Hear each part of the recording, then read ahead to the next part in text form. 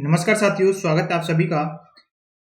आज की क्लास में हम यूपी पुलिस भर्ती 2024 के लिए जो आपका न्यू एग्जाम डेट जारी हुई है, आपकी 23, 24, 25, 30 और 31 अगस्त को आपका एग्जाम होगा, जिसके लिए हम हिंदी का प्रैक्टिस सेट लगाने वाले हैं। आपका इनके डे 1 है। आपको सभी क्वेश्चनों का आंसर कमेंट में जरूर करना है। तो चलिए क्वेश्चनों की ओर बढ़ते हैं। पहला क्वेश्चन आपके सामने है, आंसर देना है। प्रश्न है, हिंदी भाषा की कितनी विख्यात बोलियां हैं? ये क्वेश्चन है, हिंदी भाषा की कितनी विख्यात बोलियां हैं? तो आंसर क्या हो जाएगा? 8 बोलियां हैं। ऑप्शन नंबर सी आपके क्वेश्चन का राइट आंसर बन जाएगा।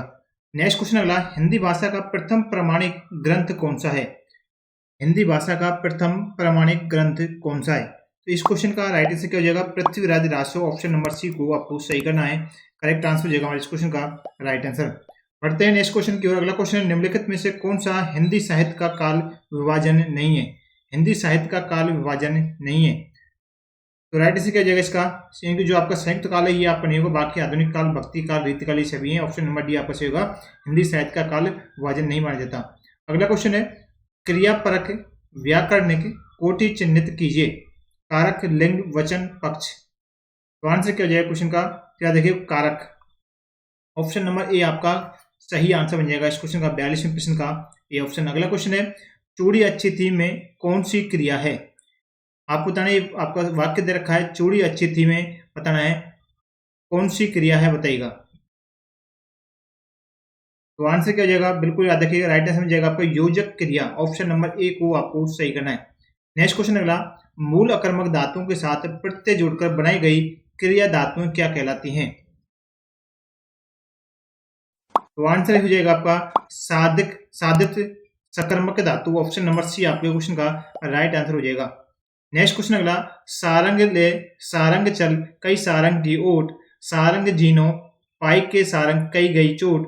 उक्त पद में कौन सा अलंकार विद्यमान है? इस आपको इस पद के अंदर अलंकार कौन से अलंकार का प्रयोग किया गया है? आंसर छांटिए, क्या आंसर हो जाएगा? तो इसके अंदर कौन सा आपका यमक अलंकार का प्रयोग किया गया? ऑप्शन नंबर सी आपका सही होगा, यमक अलंकार का प्रयोग किया गया। अगला क्वेश्चन है, जगुप्सा का स्थायी भाव किस रस से शब्द है? जुगुप्सा, जुगुप्सा का स्थायी भाव किस रस से संबंधित? करुण रस, रौद्र, विभत्स या फिर आपका अद्भुत। बताएं कौन सा आंसर जाएगा इसका? ऑप्शन नंबर सी को आपका करेक्ट आंसर जाएगा इस क्वेश्चन का, सभी को याद रखना है। अगला क्वेश्चन है, प्रश्न निम्नलिखित में से कौन सा छंद प्रकार नहीं है? छंद प्रकार निम्न में से कौन सा नहीं है, वे आपको छांटना है। छंद प्रकार कौन सा नहीं है? तो आंसर होगा दृष्टांत, जो आपका छंद प्रकार नहीं है। बाकी आपके चौपाई, दोहा, सोरठा ये सब क्या है? छंद के प्रकार है। ऑप्शन नंबर सी ए ऑप्शन आपको सही हो जाएगा। अगला क्वेश्चन है, दीर्घ संधि, गुण संधि, वृद्धि संधि, यन संधि, अयादि संधि के किस मूल भेद के अंतर्गत सन्निहित है? किस मूल भेद के अंतर्गत सन्निहित हैं ये आप सभी? तो ये सभी को पता होना चाहिए कौन सी है। दीर्घ संधि, गुण संधि, वृद्धि संधि, यन संधि, अयादि संधि, ये सभी किसके? स्वर संधि के भेद। ऑप्शन नंबर बी आपका सही होगा। मूल भेद किसके हैं? स्वर संधि के हैं, याद रखना है। अगला क्वेश्चन देखिए, प्रश्न अगला 4950 प्रश्न में उपयुक्त समास चिन्हित आपको करना है। पथभ्रष्ट में कौन सा समास है, बताएं इसमें समास कौन सा है, आपको ये छांटना है।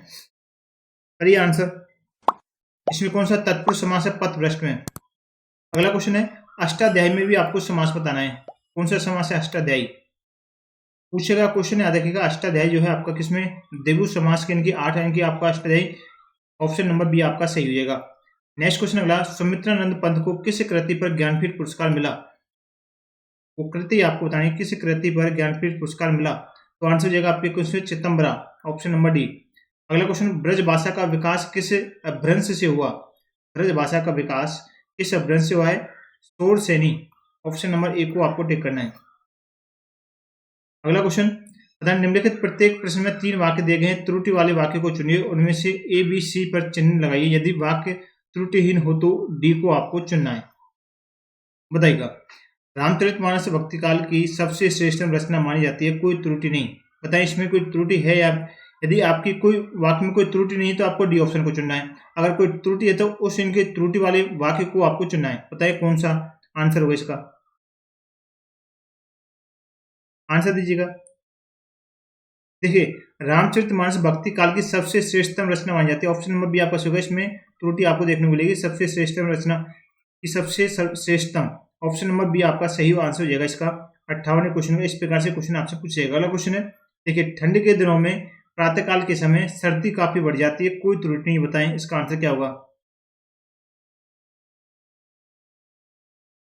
देखिए इसमें आपको त्रुटि वाले वाक्य को आपको चुनना है इनमें से, यानी कि प्रातःकाल के समय, इसमें आपको त्रुटि, आपको ऑप्शन नंबर ये आपका गलत हो जाएगा, बी ऑप्शन आपका सही आंसर होगा इस क्वेश्चन का आंसर। अगला क्वेश्चन है, प्रश्न है, जब मोहन सभा स्थल पर पहुंचा तब सभा विसर्जन हो चुकी थी, कोई त्रुटि नहीं, बताएं आंसर क्या होगा इसका। इसमें बताइएगा कौन सा, जब मोहन सभा स्थल पर पहुंचा पर वहां पहुंचा तब सभा विसर्जन हो चुकी थी, ये गलत हो जाएगा, आपका ऑप्शन नंबर सी आपका इसमें गलत होगा, ऑप्शन नंबर सी आपका सही होगा, इसमें आपको त्रुटि देखने को मिलेगी। अगला क्वेश्चन देखिए, प्रश्न है, मैं जिस बस से जा रहा था वह बहुत भरी हुई थी, बताइए इसमें से कौन सा सही होगा। मैं जिस बस से जा रहा था वह बहुत भरी हुई थी, तो इसमें कोई त्रुटि नहीं है, ऑप्शन नंबर की तीनों आपके वाक्य आपके सही हैं, डी ऑप्शन आपके इस क्वेश्चन का राइट आंसर हो जाएगा। अगला क्वेश्चन, प्रश्न है, उसने लिखा था कि उसकी दुकान पर शुद्ध गाय का घी मिलता है, कोई त्रुटि नहीं, बताएं आंसर क्या होगा, कौन सा ऑप्शन इसमें बताएं। उसने लिखा था कि उसकी दुकान पर शुद्ध गाय, ऑप्शन नंबर बी आपका सही हो जाएगा, इसमें इनकी त्रुटि आपको देखने को मिली है, उसकी दुकान पर शुद्ध गाय का घी मिलता है, ऑप्शन नंबर बी आपका इसमें त्रुटि वाला पार्ट होगा, बी ऑप्शन आपका सही आंसर हो जाएगा। नेक्स्ट क्वेश्चन अगला, पत्थर को जोक नहीं लगती, देखिए ये जो है इनमें से आपको कहावत है, ये चार चार समानार्थक वाक्यांश दिए गए हैं, याद रखिएगा, उनमें से सही उत्तर आपको विकल्प का चयन करके आपको लिखना है। पत्थर को जोक नहीं लगती कहावत है, बताइए इसका सही क्या होगा, वाक्यांश के लिए समानार्थक क्या होगा भाई, समानार्थक वाक्यांश के पत्थर को जोक नहीं लगती, तो क्या आंसर बन जाएगा, इनकी आपका सवाल का क्वेश्चन ना गलत हो जाएगा, मजबूत चीज आसानी से खराब नहीं, ये भी गलत है आपका, सी ऑप्शन भी गलत है, इसमें ऑप्शन नंबर आपका डी आपका हड्डी पर कोई प्रभाव नहीं होता है, ऑप्शन नंबर डी आपका सही होगा। अगला क्वेश्चन, विहंगम दृष्टि, इसका क्या होता है, विहंगम दृष्टि आपकी क्या हो जाएगा, बिल्कुल इनके सरसरी नजर से देखना, विहंगम दृष्टि इनकी सरसरी नजर से देखना, ऑप्शन नंबर डी आपका सही होगा। अगला क्वेश्चन, वाणी प्लस औचित्य का सही संधि विच्छेद संधि शब्द कौन सा है, सॉरी, वाणी प्लस औचित्य का सही संधि शब्द कौन सा है, कौन सा, वाणी औचित्य, क्या कहेंगे उसे, वाणी औचित्य, ये आपको बन जाएगा, ऑप्शन नंबर ए आपका सही होगा। अगला क्वेश्चन, अन्विच्छन का संधि विच्छेद बताएं, अन्विच्छन का संधि विच्छेद क्या बनेगा, देखिए ये आपका पूर्ण हो जाएगा, अनु प्लस में इच्छन, ये आपको बन जाएगा, कुछ में ऑप्शन नंबर ए में आपको दे रखा है, कौन सा हो जाएगा, ऑप्शन नंबर ए आपका सही होगा। देखिए शीत ऋतु का संधि विच्छेद क्या हो जाएगा, इसका आंसर क्या हो जाएगा, शीत प्लस में ऋतु, क्या हो जाएगा, शीत प्लस ऋतु, ऑप्शन नंबर सी आपको सही हो जाएगा, ये याद रखना है, ऑप्शन आपके क्वेश्चन आपको काफी पूछा गया था।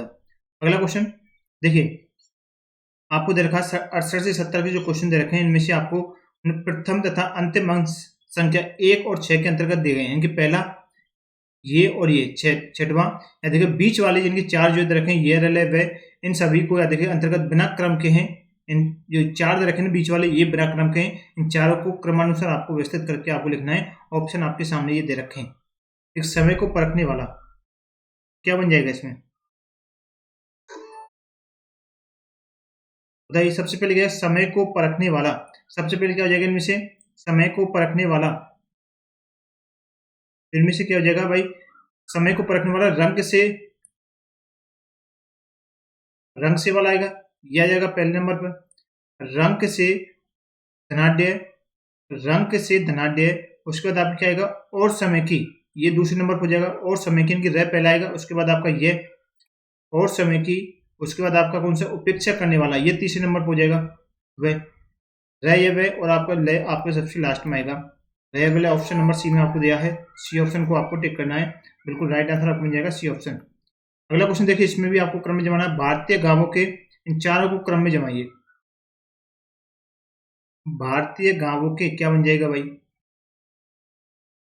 देखिए भारतीय गांवों के सुधार के लिए, भारतीय गांवों के सुधार के लिए इनके रैप पहला आएगा आपका, सुधार के लिए इनमें से अभी भारत सरकार को क्या करना चाहिए, अभी भारत सरकार को, उसके बाद क्या आएगा, अभी भारत सरकार को और राज्य सरकार को, दोनों को, इनकी राज्य सरकार को, ये तीसरे नंबर पर हो जाएगा, राज्य सरकार को बहुत प्रयत्न यानी कि वह आपका बहुत प्रयत्न करना होगा, ये रेलेवा किस में है आपका ऑप्शन नंबर बी। बी आपका सही होगा। इसी प्रकार से क्रम में पूछेगा आपसे, याद रखना है।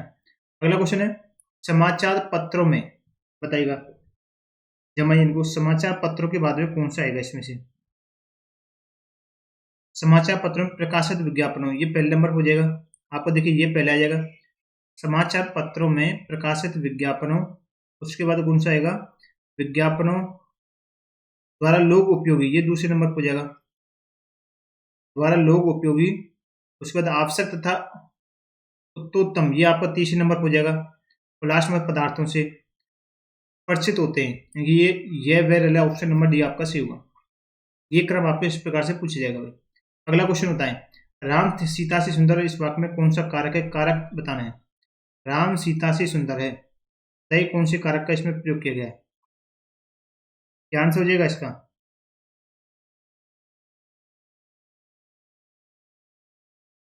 दीजिए भाई आंसर। राम सीता से सुंदर है, इसका आंसर क्या बन जाएगा, बिल्कुल याद रखिएगा अपादान कारक, अपादान सही, इनके ये से का प्रयोग किया गया ना, अपादान का इनके से। ऑप्शन नंबर आपका कौन सा हो जाएगा, बी ऑप्शन आपका सही आंसर हो जाएगा इसका। नेक्स्ट क्वेश्चन है, निम्न में से कौन सा व्यंजन स्पर्श संघर्षी है। कौन सा व्यंजन है जो आपका स्पर्श संघर्षी के अंदर आएगा, जय रे है से, कौन सा होगा, जय। जय देखिए आपको कौन सा स्पर्श संघर्षी होगा, ऑप्शन नंबर ए आपका सही हो जाएगा।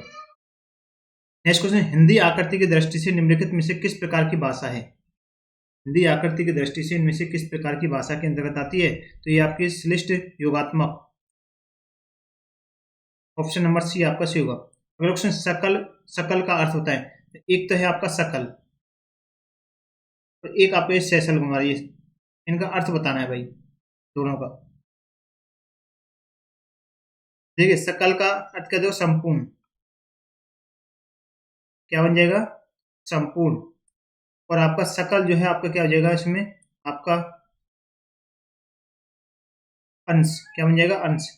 संपूर्ण और अंश किसमें दे रखा, ऑप्शन नंबर सी में। अगला क्वेश्चन, ए राकेश यहां आओ, इस वाक्य में कौन सा कारक है, बताएं। ए राकेश यहाँ कौन सा जगह, संबोधन, कौन सा जगह, ए राकेश ने संबोधन करा है, यहाँ आओ, संबोधन कारक हो जाएगा। ऑप्शन नंबर बी आपका सही आंसर बन जाएगा इस क्वेश्चन का आंसर, याद रखिएगा। तो ये थी आज की क्वेश्चन आपके हिंदी की, यानी कि यूपी पुलिस री एग्जाम जो आपका नई डेट आई है उनके अनुसार याद रखिएगा। रोजाना आपकी क्लास आएगी, सभी रोजाना जुड़ना है भाई, सभी चैनल को सब्सक्राइब कर लेना। मिलते हैं नेक्स्ट क्लास में। रीजनिंग की क्लास भी आपकी जल्दी अभी शुरू करने वाले हैं, 1-2 दिन में आपका देखिए प्रैक्टिस सेट पहले की तरह आपका शुरू हो जाएगा। तो सभी जुड़ना ना भूलें, सभी क्लास को शेयर कर दें। आप सभी का बहुत बहुत धन्यवाद, थैंक यू।